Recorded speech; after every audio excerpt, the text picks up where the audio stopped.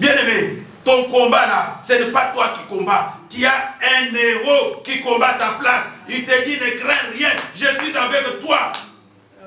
Je te soutiens par ta droite. Bien-aimé, pendant toute l'année, qu'est-ce que tu as fait? Quel effort as-tu fait pour être en vie jusqu'à ces moments? Quoi? Rien absolument. Alléluia. Amen. Si ce n'est que par la grâce de l'Éternel, il nous a fait la promesse. Et il est fidèle à sa promesse. La promesse de Joseph s'est accomplie, mais après beaucoup de peine, beaucoup de souffrances. Je crois Joseph, quand on l'a mis en prison, il a désespéré. Quand même, il y a 2 moments que Joseph a cru que c'est fini. Premièrement, quand on l'a jeté dans la citerne. Bien-aimé, parmi ceux qui te combattent, il y a un qui dira non, non, mais cet homme, nous ne combattons pour rien. Il va te sauver. Amen. Alléluia. Amen. Il va te révéler ce qu'ils font. Un de ses frères dit, mais notre frère ici, nous les tuons pourquoi? Qu'est-ce que nous allons gagner? Alors, moi je vous donne une idée. Au lieu qu'on les tue, qu'on les vende. Si nous les vendons, nous avons quand même de l'argent. Il sera en vie, mais nous avons l'argent. Mais si nous les tuons, qu'est-ce que nous gagnons? Et on les tue pourquoi? Seulement parce que notre papa l'aime. Comment s'appelait notre papa? Israël. Israël aimait Joseph plus que les autres. Aussi le rêve des parents, de donner plus de cadeaux à un enfant et non à l'autre. Parce que lui est petit et les grands a dit non, nous donner les cadeaux à tout le monde. Et au plus grand et au plus petit. Sinon, les plus petits seront jaloux. Alléluia. C'est la jalousie qui a fait. La parole de Dieu dit pour Joseph que son père lui avait cousu une belle robe de plusieurs couleurs. Même si la distance, c'est Joseph. Amen. Alléluia. Amen. Dans tous les villages, on connaissait Joseph à travers la tunique. Et quand il vient, avant qu'on le vende, on dit le voyeur des songes vient. Donc on avait même donné les noms que lui-même ne connaissait pas. Quand il est là, on l'appelle Joseph. Mais quand il n'est pas, on dit le voyeur des songes vient. Alléluia. Amen. Peut-être tu as déjà un nom que tu ne connais pas. Toi qui viens, tu fais le fier. Quand tu dis, on dit, on t'appelle par ces noms-là. Alléluia. Amen. Souvent les noms qu'on donne, c'est un nom bizarre. Mais quand même, Joseph avait un bon nom. Voyeur des songes. Ça, ce n'est pas mauvais quand même. Et c'était pour les dénigrer. Donc pour eux, ce n'est pas vrai ce qu'il dit. Personne ne peut accepter tes visions. Il acceptera seulement quand il le verra s'accomplir. Alléluia. Bien-aimés, faisons confiance à la parole de Dieu. Yes. Faisons confiance à Dieu. Dieu parle tantôt d'une manière, tantôt d'une autre. Nous revenons. Quand l'âge lui dit, maintenant tu peux partir. Mais sois toujours à l'écoute. Alléluia. Amen. Donc moi quand j'ai lu ce passage, Dieu dit à ce monsieur, tu pars. Mais si la route, il veut encore le tuer. Comprenez? C'est-à-dire, il a insisté de faire ce qui n'est pas dans la volonté de Dieu. Quand Dieu t'empêche de faire quelque chose, arrête seulement. N'insiste pas. Il peut t'empêcher de voyager, n'insiste pas. Si tu insistes, les choses ne vont pas marcher. Tu vas dire, ah, Dieu n'agit pas. Il agit parce qu'il t'avait déjà montré, tu es parti pour faire des affaires. Il t'a montré qu'on t'a volé l'argent. Alléluia. Amen. Alors tu dois raisonner, pourquoi on m'a volé l'argent? J'annule ce voyage. Mais parce que tu veux toujours aller, tu as besoin de bénéfices, tu dis, je pars quand même. Je prie Seigneur, que les voleurs là ne soient pas sur mon chemin. Déjà montré qu'il y a un voleur sur le chemin. Alors tu t'entêtes, tu t'en vas, tu fais les bêtises. Et quand tu reviens, non, parce que tu n'es pas en communion avec lui et tu ne l'écoutes pas quand tu le dis. Amen. Maman, on peut continuer. Maintenant, on va au 23e chapitre, versets 1 à 20. C'est là qu'on va arrêter. 23e. Chapitre 23, verset 1 jusqu'à 20. Je lis au nom de Jésus-Christ. Amen. Balaam dit à Balak, bâtis-moi ici 7 autels et prépare-moi ici 7 taureaux et 7 béliers. Balak fit ce que Balaam avait dit, et Balak et Balaam offrirent un taureau et un bélier sur chaque autel. Balaam dit à Balak, tiens-toi près de ton holocauste, et je m'éloignerai. Peut-être que l'Éternel viendra à ma rencontre, et je te dirai ce qu'il me révélera. Et il alla sur un lieu élevé. Dieu vint au-devant de Balaam, et Balaam lui dit, j'ai dressé cet autel, et j'ai offert un taureau et un bélier sur chaque autel. L'Éternel mit des paroles dans la bouche de Balaam et dit, retourne vers Balak, et tu parleras ainsi. Il retourna vers lui, et voici Balak se tenait près de son holocauste, lui et tous les chefs de Moab. Balaam prononça son oracle et dit, Balak m'a fait descendre d'Aram, le roi de Moab m'a fait descendre de montagne de l'Orient. Viens maudis-moi Jacob, viens sois irrité contre Israël. Comment maudirais-je celui que Dieu n'a point maudit? Comment serais-je irrité quand l'Éternel n'est point irrité? Alléluia. Amen. Alléluia. Amen. Alors maintenant, les événements doivent commencer. Balaam arrive au lieu. Il rencontre Balak. Il dit maintenant nous allons. Mais avant que je ne fasse quoi que ce soit, nous devons offrir des sacrifices à l'Éternel. Alléluia. Amen. On va dresser 7 autels et sur chaque autel on va offrir des bêtes. Balak était content, il dit maintenant, quand après l'offrande, il va me dire des choses. On prépare l'offrande, on met sur l'autel. Et maintenant, le prophète se retire pour aller demander à l'Éternel, dit, Seigneur, je t'ai offert. Moi je dis, d'abord ce sacrifice, c'était d'abord pour confesser aussi son péché. Alléluia. Amen. Parce qu'il avait désobéi à la parole de l'Éternel. Pour que l'Éternel lui parle cette fois, il faudrait qu'il offre des sacrifices. Alléluia. Il a offert des sacrifices. Il dit à Balak, toi tu restes ici. Moi maintenant je vais aller poser la question à l'Éternel. Parce que maintenant je sais que je suis revenu en communion avec lui. Alléluia. Amen. Les sacrifices. Il monte sur un lieu élevé. Il demande à l'Éternel, j'ai offert des sacrifices. J'ai monté de l'autel. Maintenant, que dois-je faire? Que dois-je dire? Je suis maintenant devant les problèmes. L'Éternel lui dit,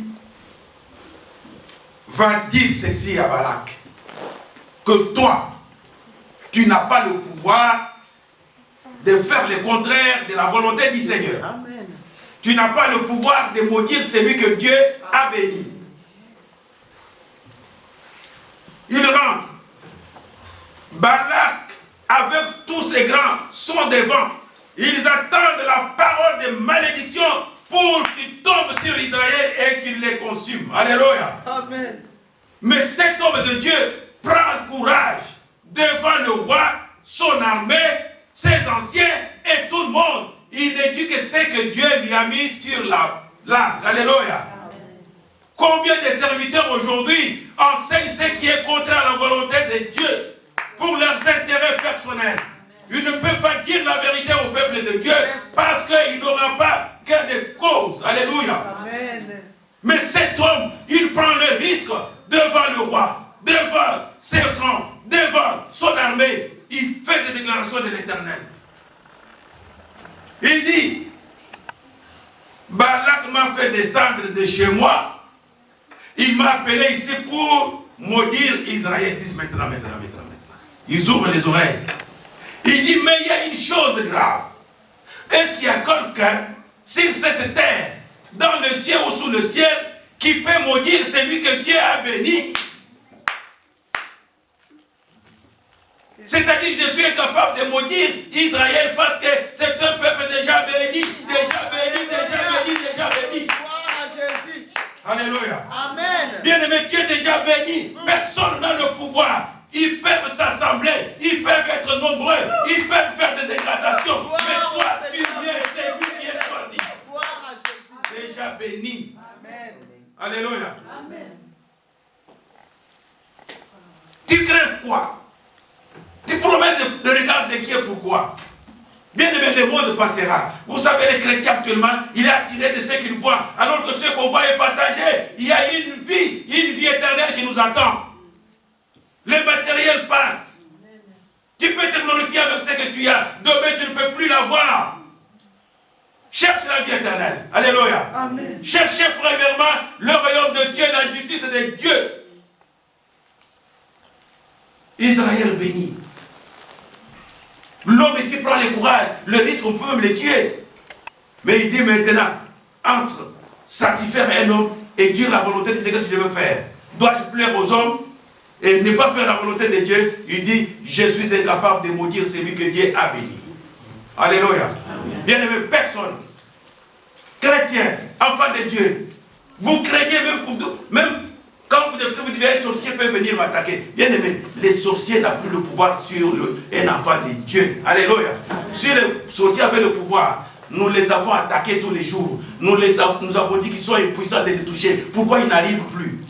Et pourquoi ils n'arrivent pas? Celui qui est en toi est plus grand que celui qui est en eux. Et ils n'ont rien. Toi, tu as un pouvoir, un esprit supérieur. Alléluia. Dors en paix. Quand tu fais ta prière, dors calmement. Quand tu fais tes histoires, fais-le calmement. Ne crois pas qu'il y a quelqu'un qui pourra te nuire quand tu fais. Non, fais-le avec confiance quand tu es un enfant de Dieu.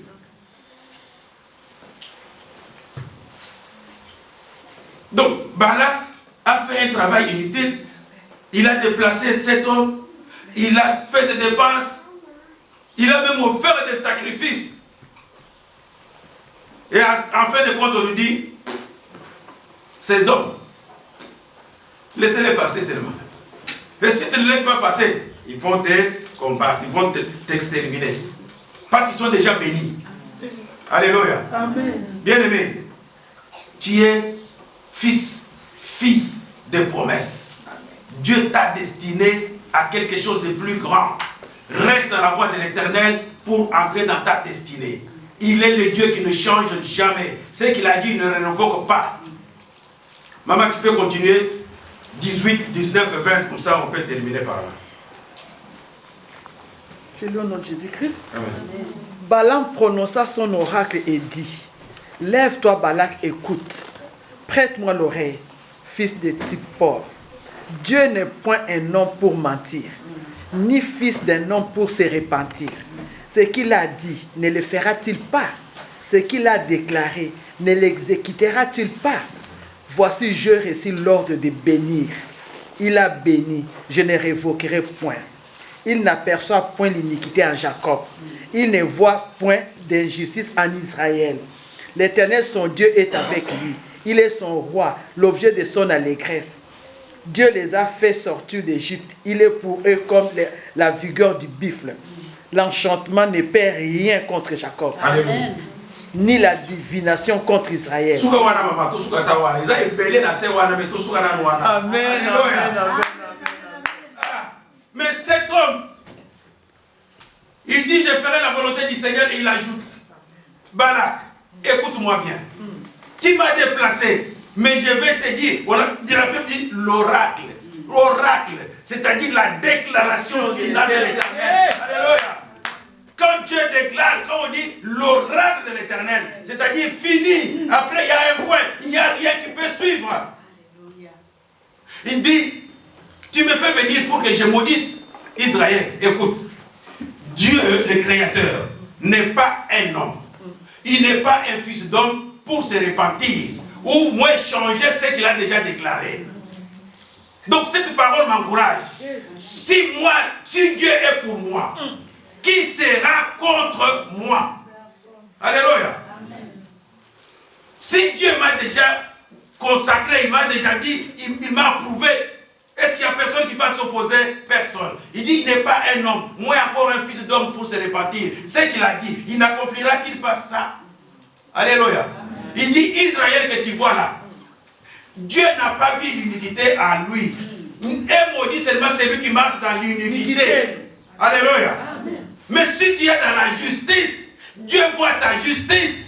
Personne alors, même s'il le déclare, ses paroles n'auront point de place.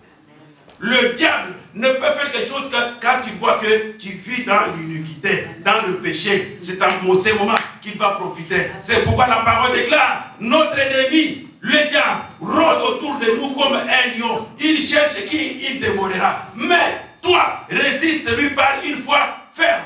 Alléluia. Amen. Sois fort. Amen. Fort. Amen. Et encore très fort. Amen. Ces gens-là, Dieu les a protégés depuis leur sortie d'Égypte. Dieu marche avec eux. Dieu n'a pas vu leur iniquité. Dieu pardonne leurs péchés. C'est-à-dire Dieu est avec eux. Mais toi, tu me pousses moi l'homme de maudire celui que Dieu a béni. Tu me cherches des problèmes. Est-ce que tu sais que sur la route, je serai mort?